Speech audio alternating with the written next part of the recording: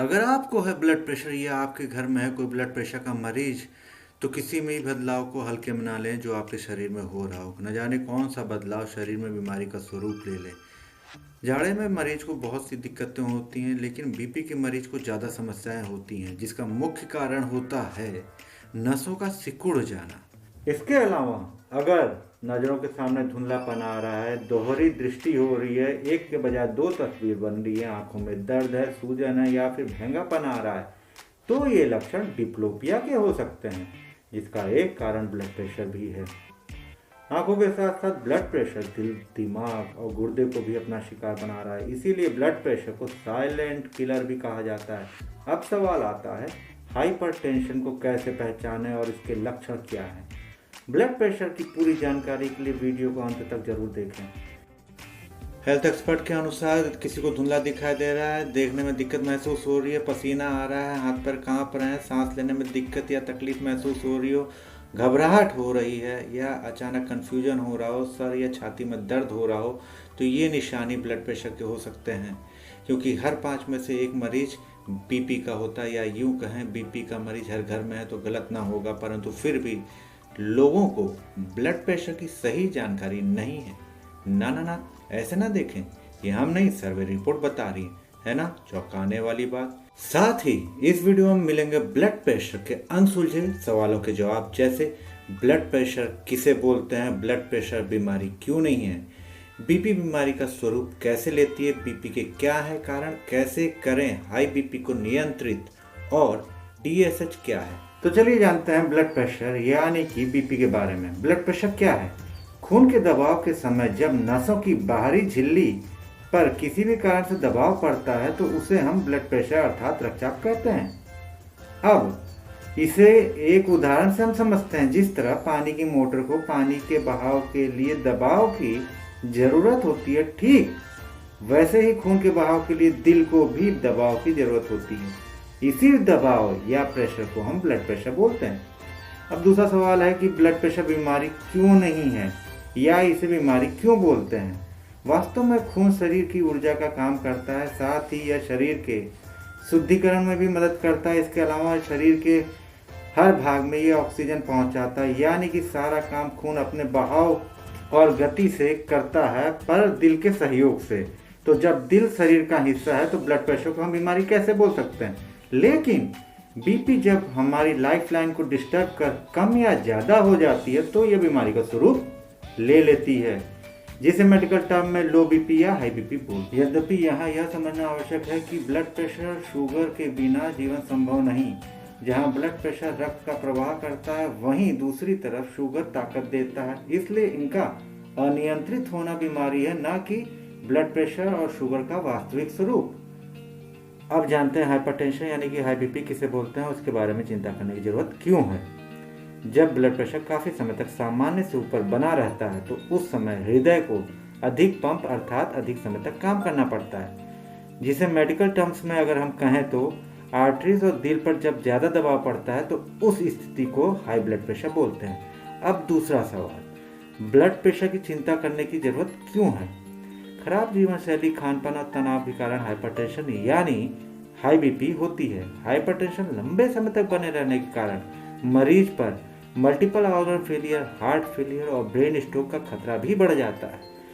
क्योंकि इस बीमारी के बारे में पता काफ़ी देर से चलता है, इसलिए इसे साइलेंट किलर भी कहते हैं। अब जानते हैं ब्लड प्रेशर क्यों बढ़ जाता है। वास्तव में ब्लड प्रेशर किसी भी इंसान को किसी भी कारण से हो सकती है, पर उसमें कुछ महत्वपूर्ण कारण हैं। शरीर में पानी की कमी का होना, आनुवंशिक कारण, तनाव में रहना, ड्रग्स का सेवन, ज़्यादा समय तक भूखा रहना या अनियमित खानपान, किडनी की बीमारी, अल्कोहल का अधिक सेवन, धूम्रपान करना, नींद की समस्या होना, थायराइड आदि कई कारण हो सकते हैं। इसके अलावा बीपी दवा के असर, सर्जरी और गंभीर चोट के कारण भी बढ़ जाती है।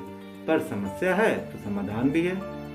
आगे बात करेंगे बीपी की रीडिंग, डीएसएच और बीपी के नियंत्रण अर्थात कंट्रोल के बारे में। अब तक आपने अगर चैनल को सब्सक्राइब नहीं किया है तो कर लें, ये फ्री है। साथ ही इसे अपने करीबियों को शेयर जरूर करें, क्या पता आपका ये छोटा सा सहयोग किसी के लिए मूल्यवान साबित हो। ये सलाह नहीं, सुझाव है। शेयर करना या न करना ये आपका अपना चुनाव है।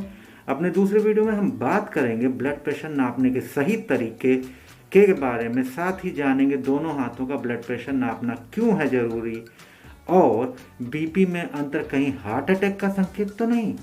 अब एक महत्वपूर्ण सवाल, कैसे देखें बीपी की रीडिंग। जब दिल धड़कता है तो रक्त को पंप करता है, उस समय बीपी हाई होती है जिसे सिस्टोलिक प्रेशर कहते हैं, और जब दिल आराम कर रहा होता है तो उस समय धड़कनों के बीच रक्तचाप गिर जाता है जिसे डायस्टोलिक कहते हैं।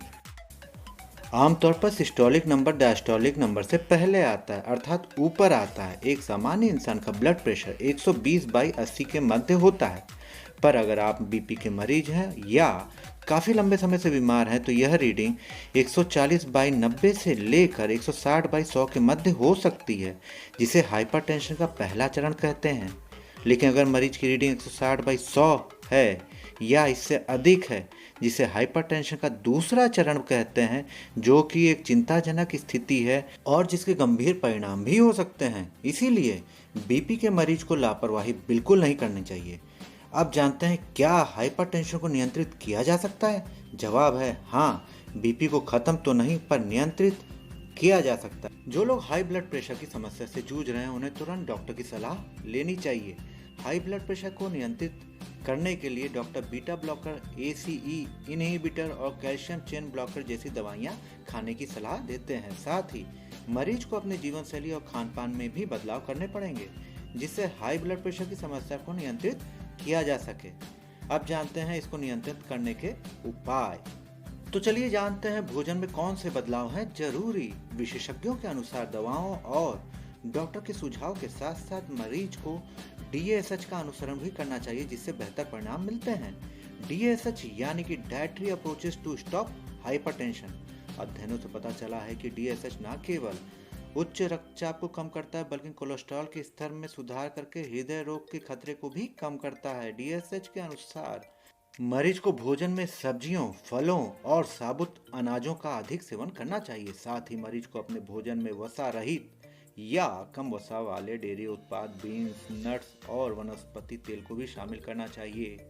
इसके अलावा मरीज को अन्य खाद्य पदार्थ जिसमें वसा अधिक होती है, जैसे कि मांस, डेयरी उत्पाद, नारियल, पाम और ताल का तेल, मिठाइयाँ आदि को शामिल नहीं करना चाहिए या हो सके तो इसका सेवन कम करना चाहिए। DSH के साथ जीवन शैली में भी परिवर्तन की आवश्यकता होती है, जो रक्तचाप को कम करने में मदद करती है, जिसमें वजन को नियंत्रित रखना, योगा करना, धूम्रपान या मादक पदार्थों का सेवन नहीं करना चाहिए या हो सके तो उसे कम कर देना चाहिए। इन शॉर्ट, भोजन में ऐसी चीज़ों को लें जिसमें पोटेशियम, मैग्नीशियम और आर्जिनिन पाया जाता है और ज़्यादा ऑयली न खाएं। साथ ही अच्छे परिणाम के लिए ज़्यादा से ज़्यादा फल सब्जी का सेवन करें, वजन को नियंत्रित रखें, योगासन और प्राणायाम करें और धूम्रपान बिल्कुल न करें। अब जानते हैं हाई ब्लड प्रेशर को नियंत्रण में रखने के घरेलू उपाय। मरीज चाहे तो दूध में हल्दी, शिलाजीत और च्यवनप्राश डालकर उसका सेवन कर सकता है। मुक्तावर्ती सुबह सुबह खाली पेट और शाम को 2-2 गोली लें। बादाम रोगन से पैर की और तलवों की मालिश करें। रोजाना खाली पेट लौकी का जूस पिएं। योग आसन, प्राणायाम करें, स्ट्रेचिंग करें। सुबह सुबह टहलना बहुत ज़रूरी है, लेकिन भारी एक्सरसाइज या योगा ना करें। आयुर्वेद में हाई ब्लड प्रेशर को कंट्रोल करने के लिए सबसे अच्छी दवा दालचीनी को माना गया है। इसका प्रयोग मसाले के रूप में भी किया जाता है। दालचीनी न केवल मरीज को दिल की बीमारी से बचाता है बल्कि डायबिटीज़ में भी अच्छा सहयोग देता है। इसके प्रयोग से शरीर में एंटीऑक्सीडेंट की मात्रा को बढ़ाया जाता है ताकि ब्लड शुगर को कम किया जा सके। ऑरिगेनो, अर्जुन की छाल, त्रिफला, अश्वगंधा, जटामासी का भी प्रयोग किया जाता है आयुर्वेद में ब्लड प्रेशर को कम करने के लिए। याद रखें, ब्लड प्रेशर से डरना नहीं है, लड़ना है। इसलिए नियमित जांच भी जरूरी है। क्योंकि यह हर मरीज की स्थिति अलग होती है, इसलिए अपने डॉक्टर की सलाह के बिना, चिकित्सकीय उपाय के बिना कुछ भी न करें। अपने अगली वीडियो में हम जानेंगे दोनों बाजुओं के ब्लड प्रेशर को नापना क्यों है जरूरी, और साथ ही जानेंगे कैसे रखें दिल की मांसपेशियों को मजबूत। वीडियो अच्छा लगे तो इसे सब्सक्राइब और शेयर जरूर कर लें। अपना सुझाव हमें देते रहें, आपका सुझाव हमारा मनोबल बढ़ाएगा। धन्यवाद।